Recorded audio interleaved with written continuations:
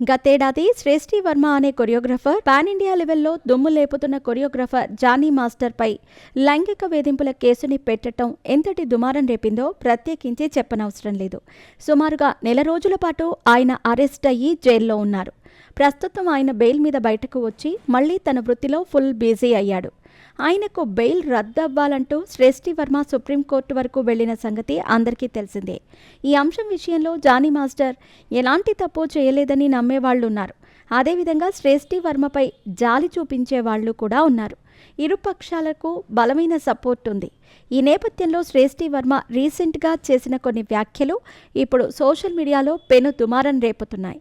ఆమె మాట్లాడుతూ, మహాత్మా గాంధీ, జవహర్లాల్ నెహ్రూ వంటి వారు మన దేశానికి ద్రోహం చేసి మొత్తం వ్యవస్థను సర్వనాశనం చేసి వెళ్ళిపోయారు. రాబోయే తరానికి చెందిన వాళ్ళు ఇలాంటి దేశద్రోహుల గురించి కాకుండా స్వాతంత్రం కోసం నిజంగా పోరాడిన వాళ్ళ గురించి తెలుసుకోవాలి.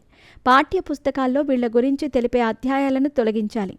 ఎందుకంటే వాళ్ళు దేశానికి చేసిన ద్రోహం అలాంటిది అంటూ సంచలన వ్యాఖ్యలు చేసింది. ఆమె వ్యాఖ్యలపై సోషల్ మీడియాలో ఎలాగో భగ్గుమంటున్నాయి. జాతిపిత మహాత్మాగాంధీ పేరు కూడా ఎత్తటానికి అర్హత లేని నువ్వు ఆయనపై ఇన్ని అనుచిత వ్యాఖ్యలు చేస్తావా?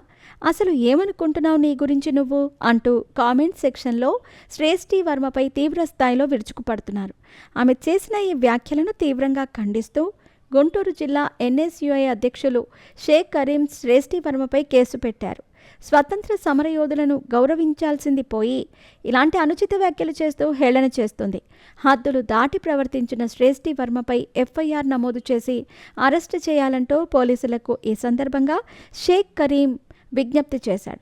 అయితే ఈ కేసుని జానీ మాస్టర్ పెట్టించుంటాడని సోషల్ మీడియాలో శ్రేష్ఠి వర్మ మద్దతుదారులు కామెంట్స్ చేస్తున్నారు. ఎందుకంటే జానీ మాస్టర్ సామాజిక వర్గానికే చెందిన వ్యక్తి ఈ కేసు నమోదు చేశాడని, ఖచ్చితంగా ఇది ఆయన పనే అయ్యుంటుంది అని అంటున్నారు.